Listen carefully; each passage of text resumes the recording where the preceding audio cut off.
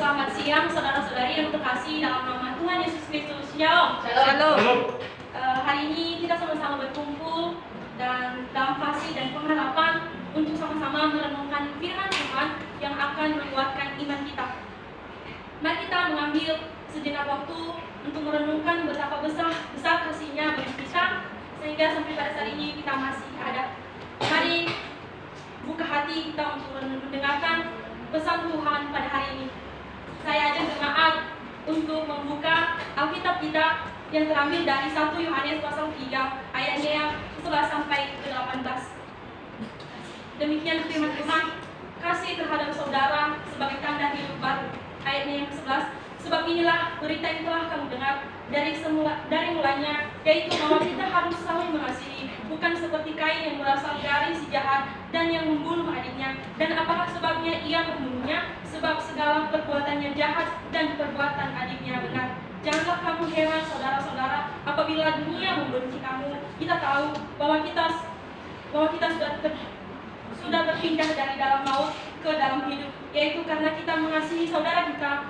Barang siapa tidak mengasihi, ia tidak dalam maut. Setiap orang membenci saudaranya adalah seorang pembunuh manusia, dan kamu tahu bahwa tidak ada seorang pembunuh yang tetap memiliki hidup kekal di dalam dirinya. Demikianlah kita ketahui kasih Kristus, yaitu bahwa ia telah menyerahkan nyawanya untuk kita. Jadi kita pun wajib menyerahkan nyawa kita untuk saudara kita. Barang siapa mempunyai harta duniawi dan melihat saudaranya menderita kekurangan tetapi menutup pintu hatinya terhadap saudaranya itu, bagaimanakah kasih Allah dapat tetap di dalam dirinya? Anak-anakku, mari kita mengasihi bukan dengan perkataan atau dengan lidah, tetapi dengan perbuatan dan dalam kebenaran.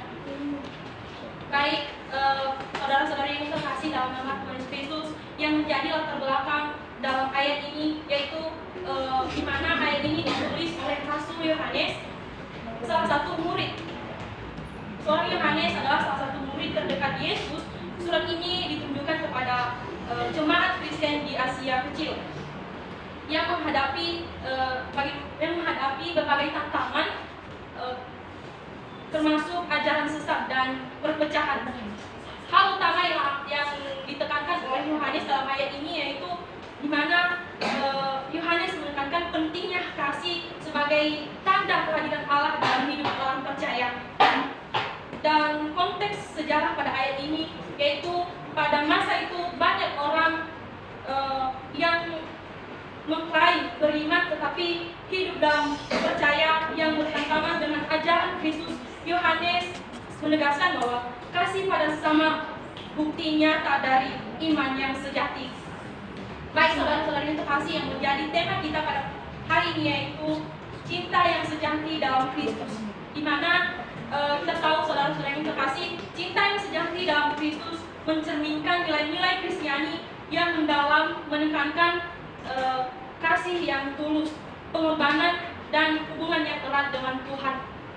Baik, ketika saudara-saudara yang terkasih, ketika kita memiliki kasih dalam diri kita, kasih itu sangat perlu di dalam diri kita. Ketika kita tidak memiliki kasih dalam diri kita, tentu di dalam diri kita lebih besar yang namanya akar pahit. Tetapi kita sebagai orang percaya, orang Kristen, kita memiliki kasih yang luar biasa dalam diri kita. Ketika kita memiliki kasih, otomatis kita melakukan yang namanya pengorbanan, pengampunan, dan persekutuan dan hubungan yang erat dengan Tuhan. Dan saudara-saudara yang terkasih, di ayatnya yang ke-11 di sini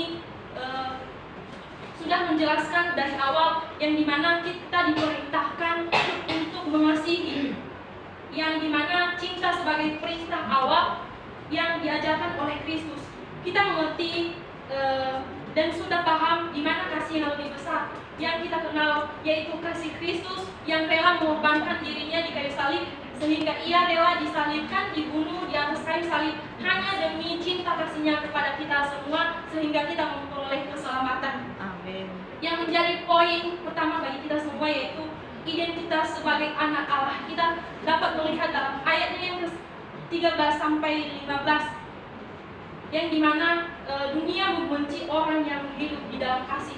Nah, saudara-saudara yang terkasih, kita tahu bahwa ketika kita hidup di dalam kasih, pasti dunia akan membenci kita. Karena itu kita tahu teman-teman bahwa itu hal-hal duniawi. Tetapi mari, kebencian adalah, kita tahu bahwa kebencian adalah sudah dijelaskan bahwa dalam ayatnya yang 13 sampai 15 bahwa tanda seseorang tidak memiliki hidup yang kekal. Jadi kita tahu bahwa ketika kita memiliki kasih di dalam diri kita, kita banyak dibenci oleh duniawi, tapi itu hal-hal duniawi. Kita jangan fokus dalam kebencian dunia itu, melainkan kita mempererat hubungan kita di dalam Kristus.